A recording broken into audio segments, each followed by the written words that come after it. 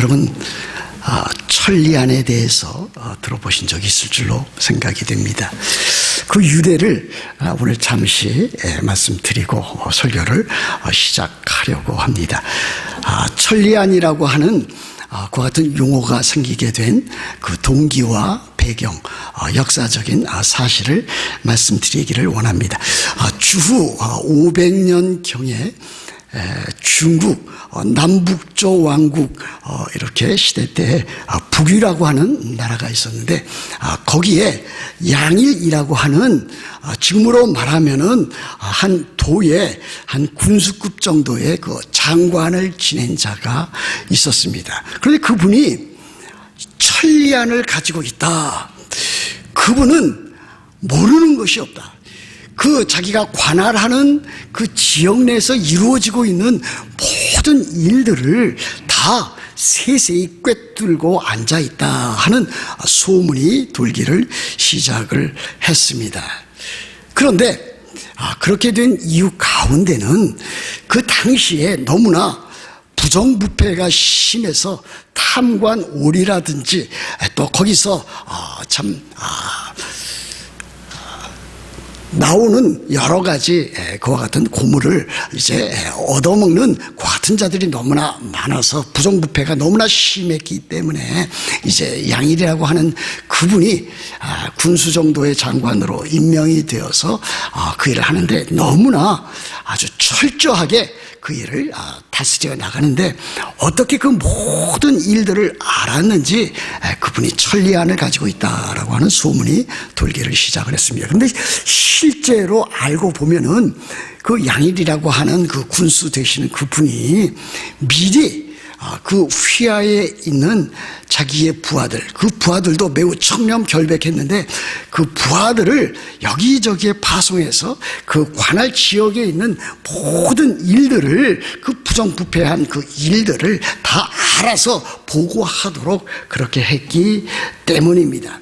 그래서 그 양일이라고 하는 분은 직접 그가 가보지 않아도 참으로 손금 보듯이 그 모든 일들을 보고를 통해서 잘 알게 되었다라고 하는 이야기입니다. 그래서 그 일들 가운데서 천리안이라고 하는 그 말이 생겼다 하는 것입니다. 앉아서도 참 천리 밖에 있는 그 모든 일들을 알아볼 수 있는 그와 같은 안목을 가지고 있었다라고 하는 것입니다. 사물의 이면을 꿰뚫어보는 통찰력, 그와 같은 것을 갖고 있는 사람들을 종종 천리안을 갖고 있다 이렇게도 말하기도 합니다. 근데 오늘 여기 성경에 보시면은요, 이와 같은 말이 있습니다. 9절 말씀에 보시면 이런 것이 없는 자는 맹인이라. 그 다음에 멀리 보지 못하고 그랬습니다. 교회 안에 있는 사람들 가운데서도 심지어 신앙생활하고 있다라고 하는 그와 같은 사람들 가운데서도 맹인과 같은 사람이 있다. 그리고 그뿐만이 아니라 멀리 내다보지 못하는 근시안적인 안목을 가지고 교회 생활과 신앙 생활을 하고 있는 자가 있다라고 하는 것을 단적으로 이렇게 보여주고 있습니다. 이것은 무엇을 말하고 있는 것입니까?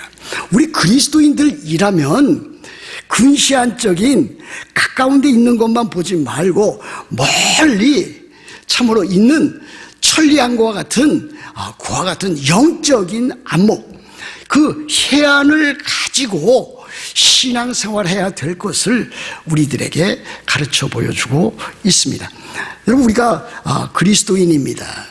또 우리가 신앙생활을 바르게 해보려고 노력을 하고 있는 사람들입니다. 그렇다면은 그 같은 사람들이라면은 근시안적인 신앙생활에 있어서 멀리 내다보지 못하는, 숲을 보지 못하는, 그냥 가까이 있는 것만 참으로 집착해서 그렇게 살아가는 사람이 되어서는 아니 된다라고 하는 것을 말하고 있습니다. 멀리 내어다보는 사람은 그야말로 참된 그리스도인으로서 그리스도인다운 삶을 살아가는 사람들입니다. 요즘 우리들은 매우 엄청난 시련 가운데 놓여져 있습니다. 그럼에도 불구하고 이 가운데서도 우리들은 예수 그리스도 안에 있는 참다운 영적인 풍성함을 누려나갈 수 있는 사람들입니다.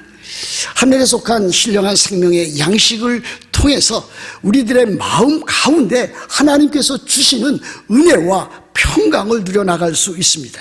그야말로 하나님 나라의 복과 은혜를 우리들이 이와 같은 엄청난 시련 가운데서도 누려나갈 수 있다라고 하는 사실 아니겠습니까?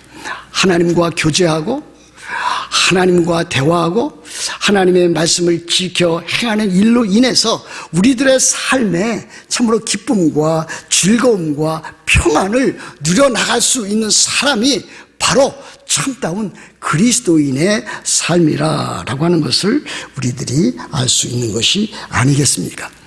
그럼에도 불구하고 교회 내에는 교인이라고 하는 명분은 있지만은 또 어떤 면에서 구원받은 그와 같은 사람이지만은 너무 참 좁은 안목으로만 자기 앞에 있는 그와 같은 일에만 집착함으로 인해서 하나님께서 이와 같은 시대에 우리들에게 영적으로 풍성함을 주는 그 놀라운 일들을 전혀 누려나가지 못하고 있는 사람들이 너무나 많다. 다시 말하면 세상적인 교인이라든지 세상적인 거기에 휩쓸려 나가는 그리스도인, 세속적인 그리스도인들이 우리 주변에는 너무나 많이 있다라고 하는 그와 같은 일입니다.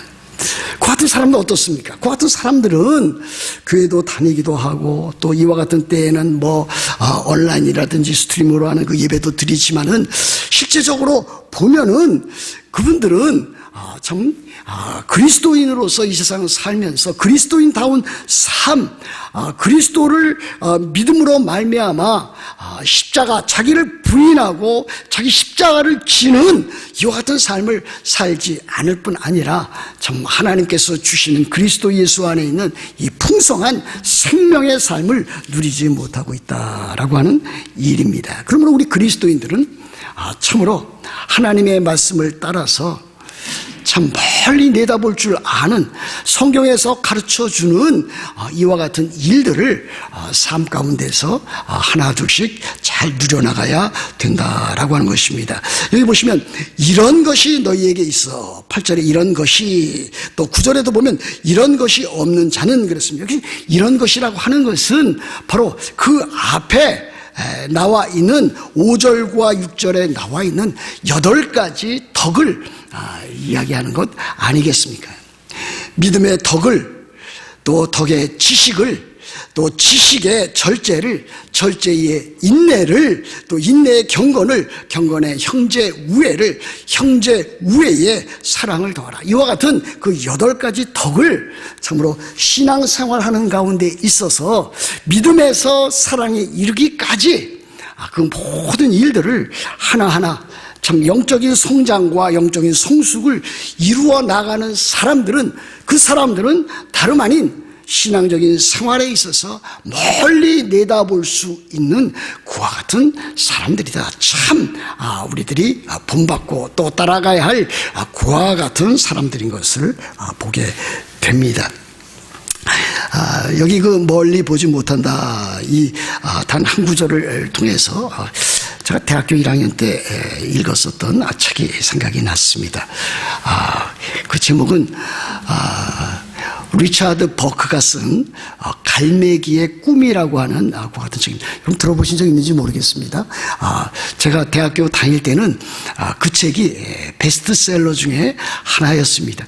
지금 우리들에게 있어서 성경이 전 세계적으로 가장 많이 읽혀지는 베스트셀러라 이렇게 알려지고 있지만은, 많이 팔리고 있는 것은 사실이지만은 성경만큼 또 잘 읽혀지지 아니하는 책도 없다라고 하는 소식도 종종 듣습니다. 우리 그리스도인들에게는 참으로 안타까운 일 아니겠습니까? 여하튼 제가 대학교 다닐 때에 그 리처드 버크가 쓴 이 갈매기의 꿈이라고 하는 이 책이 아주 베스트셀러가 되어서 대학생이라면은 거의 다 이 책을 읽었습니다. 또 그와 책과 더불어서 뭐 어린 왕자라고 하는 그와 같은 책도 기억이 납니다.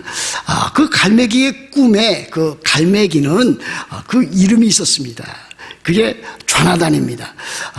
그 이름을 붙인 거죠. 그 저자가 리처드 버크가 것인데, 그 갈매기 조나단이 이 갈매기 떼들과 함께 어울릴 때에 다른 떼들로부터 다른 갈매기들로부터 이렇게 따돌림을 당했습니다. 요즘 말로 말하면 이제 왕따를 당하게 된 것입니다. 왜 그랬냐면은 이 조나단이라고 하는 이 갈매기는 그 나름대로 꿈이 있었습니다.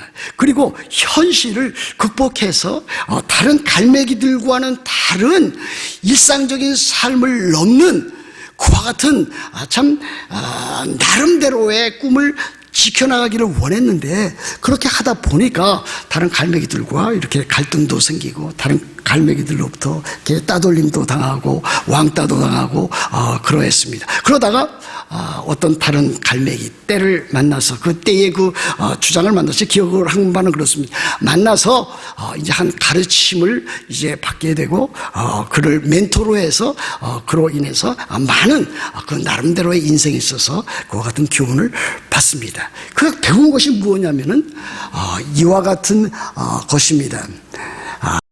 다름 아닌 높이 나는 새는 멀리 본다라고 하는 그와 같은 명제였습니다. 그래서 그는 보통 일반 그 갈매기들은 자기들 어울려서 자기 먹고 마시고 또 이제 하고 있는 그 자체 내에서 즐거움을 찾는 그 일에만 머물렀는데, 이 조나단은 그 멘토의 그와 같은 가르침을 따라서 참으로 높이 날아서 멀리 내다볼 줄 아는 다른 갈매기와는 다른 그와 같은 삶을 배우기를 시작을 했습니다. 참으로 귀한 교훈을 그 당시에 대학생들에게 꿈을 주었고, 또 믿는 사람들에게도 그와 같은 영적인 좀 통찰력을 주는 그와 같은 명제가 되기도 했습니다. 높이 나는 새는 멀리 본다. 우리 그리스도인의 삶도 그와 같은 것이 아닌가라고 하는 생각을 해보기 됩니다. 우리 그리스도인들도 참으로 멀리 보기 위해서 참으로 하나님께서 우리들에게 주시는 영적인 귀한 그와 같은 복과 은혜, 또 하나님이 누구시며 예수 그리스도가 누구시며 성령님이 누구신지, 그리고 하나님께서 우리들에게 요구하시는 삶이 무엇인지 참된 그와 같은 바른 신앙과 바른 생활을 위해서 우리들에게 필요한 것이 바로 성경에서 가르쳐준 이와 같은 원대한 하나님의 그 구원 계획이라고 저는 믿습니다. 저는 이를 달리 생각해 보기도 했습니다. 높이 나는 새가 참 멀리 본다라고 하는 말도 맞지만은, 새는 멀리 보기 위해서 높이 난다라고 하는 역으로 그렇게도 생각을 해 보았습니다. 우리들은 과연 그러해야만 합니다. 우리들은 멀리 보기 위해서 높이 날아야 합니다. 높이 나는 새는 멀리 보기도 하지만 우리들은 멀리 보기 위해서 높이 날아가야만 합니다. 우리들은 참으로 근시안적인 또는 세상적인 세속적인 일에만 몰두할 것이 아니라, 우리가 하나님의 자녀고 하나님의 백성이라면 마땅히 참으로 하나님 나라의 귀한 그와 같은 일들, 또 하나님의 그 구원 계획, 이와 같은 일들을 우리들이 잘 배워나가야 되리라 그렇게 믿습니다. 그 다음에 나와 있는 것이 무엇입니까? 10절에 있는 말씀 아니겠습니까? 저는 이 10절 말씀이 오늘 여러분들에게 전하고자 하는 더욱더 중요한 메시지라 그렇게 믿습니다. 10절 말씀에 보면 이렇게 되어 있습니다. 그러므로 형제들아 더욱 힘써 너희 부르심과 택 택하심을 굳게 하라. 너희가 이것을 행한 즉 언제든지 실족하지 아니하리라 그랬습니다. 다시 말하면 우리 그리스도인들이 그리스도인답게 살기 위해서, 하나님의 자녀가 하나님의 자녀답게 살기 위해서, 성도가 성도답게 살기 위해서 가져야 할 가장 중요한 것이 무엇인가? 다름 아닌 구원의 확신이라고 하는 사실입니다. 여러분, 구원의 확신을 가지고 있습니까? 교회 다니는 모든 사람이, 또는 그리스도인이라 할지라도 구원의 확신을 가지고 신앙생활했으면 좋겠지만, 이 구원의 확신은 모든 그리스도인들이 다 갖고 있지를 않습니다. 그렇지 않습니까? 구원의 확신을 갖게 되면은 참으로 하나님께서 주시는 놀라운 복과 은혜를 이 세상에서 누릴 뿐만이 아니라 또 이 세상에서 겪는 많은 시련과 역경을 극복해 나갈 수 있을 뿐만 아니라 더 나아가서는 영원한 하나님의 나라 새하늘과 새 땅에 대한 소망의 인내를 가지고 살아갈 수 있다라고 하는 사실입니다. 어떤 사람이 이렇게 묻습니다. 과연 그리스도인들이 구원의 확신을 가질 수 있는 것입니까? 이렇게 묻는 사람이 있습니다. 또 어떤 사람은 저는 구원의 확신을 가지면서 신앙생활에 나가고 싶습니다. 그러나 저는 구원의 확신을 가지고 있지 못합니다. 이렇게 솔직한 고백을 하는 사람도 있습니다. 그러나 우리 이 구원의 확신이라고 하는 것은 우리들의 신앙생활에 있어서 매우 소중한 것뿐만이 아니라 우리들의 신앙생활에 있어서 사활적으로 매우 중요한 것입니다. 이 구원의 확신이 있으면 우리는 그리스도인으로서 참으로 우리 주 예수 그리스도 안에서 그리스도인다운 확신과 능력을 가지고 승리하는 생활을 해나갈 수 있습니다. 구원의 확신이 없으면은 여러 가지 삶의 모든 형편에서, 환경 가운데서 흔들리기 마련입니다. 하나님께서 나를 사랑하시는가?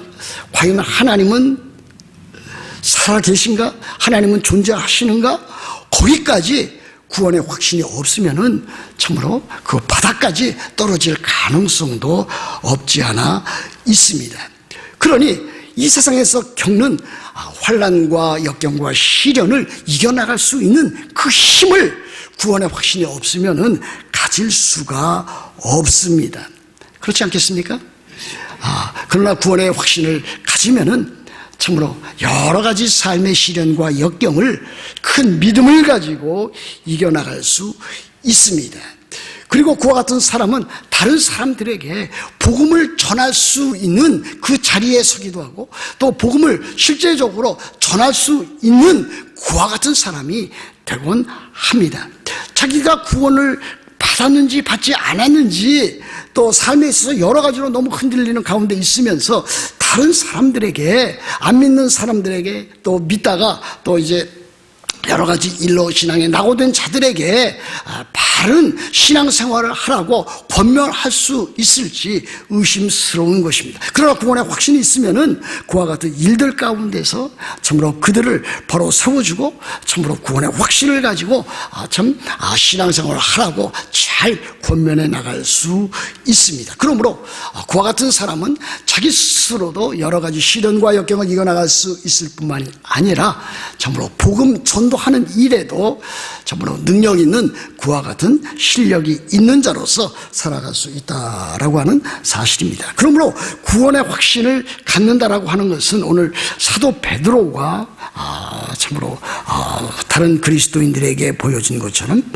더욱 힘써 너희 부르심과 택하심을 굳게 하는 그와 같은 일입니다. 다시 말하면 이 부르심과 택하심은 누가 하는 일입니까? 하나님께서 하신 일입니다.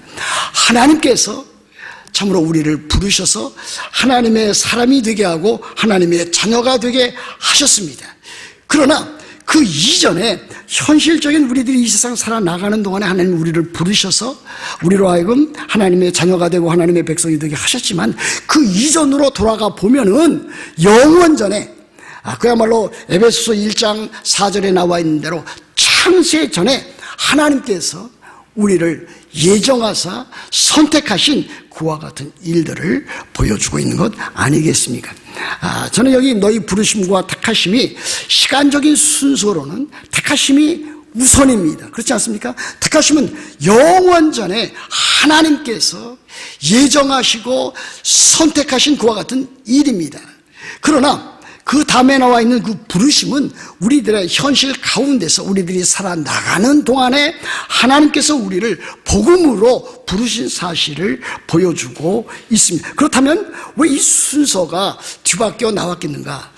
시간적인 순서로 말하면은 택하심이 먼저 나와 있고 그 다음에 부르심이 그 다음에 나와야 할 텐데 부르심이 먼저 나와 있고 택하심을 그 후에 쓴 특별한 목적이 있지 않았겠는가 그렇게 생각해 보았습니다. 그것은 다름 아닌 이 부르심이라고 하는 것이 우리 그리스도인들로 하여금 참으로 소중하고 그와 같은 일들이 있어서 우리들로 하여금 그리스도인답게 살게 하시는 것이고 택하심이라고 하는 것은 그 이전에 영원 전에 창세 전에 시작되어져 있는 것이기 때문에 그 배경으로 우리들에게 가르쳐 보여주는 것이라 그렇게 믿게 되는 것입니다. 참으로 그렇습니다. 하나님께서 우리를 부르셨습니다. 여기에 있는 여러분들을 부르셨습니다. 이것을 우리들은 소명이라 콜링이라 이렇게 말하고 있지 않습니까? 하나님께서 우리를 부르셨는데 어떻게 부르셨습니까? 복음으로 부르셨습니다. 복음으로 우리를 부르셨습니다. 그래서 우리로 하여금 부르셔서 우리로 하여금 회개하게 하시고 우리로 하여금 그 복음을 믿게 하시고 우리로 하여금 참으로 믿음으로 말미암아 의롭다 하심을 얻게 하셨습니다. 그러므로 그 이후에 나와 있는 모든 그리스도인들의 삶, 거룩한 삶, 또 영원에 이르는 그와 같은 삶은 이 부르심이라고 하는 이 단계부터 시작하고 있다라고 하는 것을 우리들은 알고 있지 않습니까? 그래서 로마서 8장 30절에 이와 같은 메시지가 담겨져 있지 않습니까? 또 미리 정하신 그들을, 예정하신 그들을, 택하신 그들을 또한 부르시고 그랬습니다. 하나님께서는 택하신 자들만 부르십니다. 우리는 그 가운데 있습니다. 부르신 그들을 또한 의롭다 하시고 의롭다 하신 그들을 또한 영화롭다 하셨느니라 그랬습니다. 물론 우리들은 지금 영화로운 상태에 놓여져 있지 않습니다.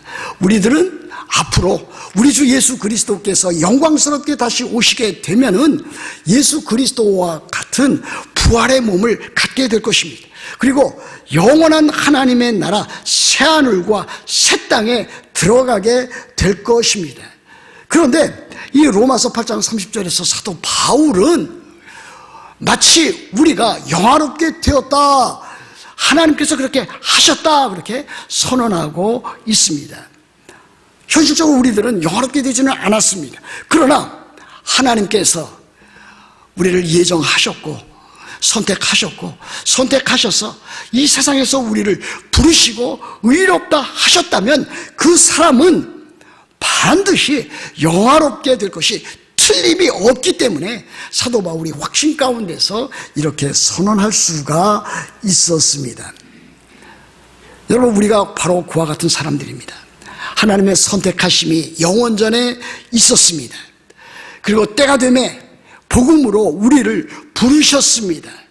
복음으로 부르셨을 때에 우리들은 회개하고 복음을 믿어서 하나님께서 우리를 의롭다 하셨습니다. 그리고 우리를 이 세상에서 참으로 그리스도인다운 거룩한 삶을 살게 하시다가 이제 참으로 우리 주 예수 그리스도께서 영광 가운데 다시 오시면 우리들은 영원한 하나님의 나라, 오늘 여기 나와 있는 대로 그리스도의 영원한 나라, 11절에 있는 예수 그리스도의 영원한 나라에 우리들이 들어가게 될 것을 우리들에게 가르치고 있습니다. 그런데 우리들이 여기 보면은 참으로 형제들아 너희 부르심과 택하심을 굳게 하라 그랬는데 우리들이 굳게 할 뿐만 아니라 그 앞에 보면 더욱 힘써라고 하는 거기 단어들이 있습니다. 더욱 힘써 굳게 하라 그랬습니다. 그럼 우리들이 참으로 구원을 얻었다라고 하는 것에 만족하지 말아야 될 것입니다. 그것으로 모든 것이 다 되었다 이렇게 생각하지 말아야 될 것입니다. 하나님께서 나를 부르시고 택하셨다고 하는 사실을 날마다 기억하고 생각하고 말씀으로 다져 나가고 또 그와 같은 일들 가운데서 참으로 하나님의 그 귀한 사랑과 은혜를 참으로 영적으로 체험해 나가는 가운데 더욱 힘써서 하나님의 그 부르심과 택하심을 날마다 굳게 해야 될 것입니다. 여러분 그렇게 하고 있습니까? 여러분들이 하나님의 자녀요 하나님의 백성이라고 하는 그와 같은 사실, 여러분들이 구원받아서 이제 하나님 나라의 그와 같은 복과 은혜를 누리는 자가 되었다라고 하는 것을 날마다 더욱 힘써 굳게 하면서 살아가고 있습니까? 그야말로 구원의 확신을 가지고 여러분들이 살아가고 있습니까? 이것이 매우 우리들에게 소중한 질문이고 우리들이 답변해 나가야 할 일이 아닐 수 없습니다. 그와 같이 하기 위해서 우리들은 하나님께서 우리들에게 주시는 은혜의 수단을 우리들은 잘 활용해 나가야 될 것입니다. 은혜의 수단은 무엇입니까? 우리 종교 개혁자들은 세 가지를 이야기를 했습니다. 첫 번째는 하나님의 말씀입니다. 우리들이 하나님의 말씀인 성경을 주셨습니다. 구약 성경과 신약 성경을 주셨습니다. 그러므로 우리들은 하나님의 말씀인 이 성경을 생명의 양식으로 삼아서 우리들은 이와 같은 하나님의 말씀을 은혜의 방편으로 수단으로 삼아야 될 것입니다. 여러분 제가 예배 시간에 설교를 강조하는 이유가 있습니다. 이 설교는 다름 아닌 여러분 스스로 성경을 읽어 나가는 것 그 이상으로 중요한 것입니다. 여기에서 여러분들은 하나님의 말씀을 받습니다. 여러분들은 이 가운데서 참으로 하나님, 예수 그리스도, 성령, 우리의 구원, 교회, 우리의 그 정말 앞으로 되어질 그 모든 일들에 대해서 참으로 한 주 한 주마다 생명의 양식으로 받습니다. 쓰여진 하나님의 말씀과 더불어서 예배 가운데서 선포되어지는 이 하나님의 말씀, 이 하나님의 말씀, 이 설교를 여러분들이 마음에 잘 새겨 들어야 할 것을 보여줍니다. 두 번째는 무엇입니까? 두 번째는 성례입니다. 물론 성례는 세례와 성찬으로 구성되어져 있는데 특별히 종교개혁자들은 이 성찬을 매우 소중히 여겼습니다. 그래서 우리들도 이제 부활주일 앞서서 그 전주간에 이번 달 마지막 주간에 성례의 주일 가운데서 성찬 예식을 거행하게 될 것입니다. 성찬 예식을 통해서 하나님께서는 우리들에게 하나님의 은혜를 주십니다. 바로 예수 그리스도께서 참으로 그 몸이 또 그 피가 생명의 양식과 생명의 음료가 된다라고 하는 것을 보여주고 있습니다. 참으로 그렇습니다. 우리들이 성찬 예식을 통해서 예수 그리스도께서 우리들의 영적인 양식, 영적인 음료가 된다고 하는 사실을 깨달아 알게 되는 것입니다. 그러므로 성찬 예식에 참여하는 일들을 매우 소중히 여겨야 됩니다. 세 번째는 무엇입니까? 하나님께서 우리들에게 주시는 그와 같은 은혜의 수단은 다름 아닌 기도입니다. 우리들이 참으로 여러 모양으로 우리들이 기도할 수 있어야 될 것입니다. 우리들 내 자신의 영적인 경건 생활을 위해서 기도합니다. 또 우리들의 가정을 위해서도 기도합니다. 우리들이 속해 있는 교회를 위해서도 우리들이 기도합니다. 더 나아가서 우리들이 복음 전도를 위해서 선교하고 있는 선교사들을 위해서도 우리들이 기도를 해 나갑니다. 우리들 주변에 있는 참으로 형제 자매들을 위해서 복음 전도를 위해서 우리들이 그렇게 기도를 해 나갑니다. 그래서 하나님께서는 우리들의 이 기도를 통해서 우리들을 강건하게 하시고 이 세상을 이길 수 있는 힘과 능력을 주십니다.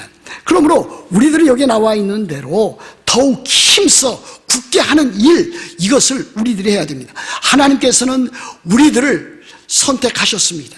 택하셨습니다. 하나님께서는 우리들을 부르셨습니다.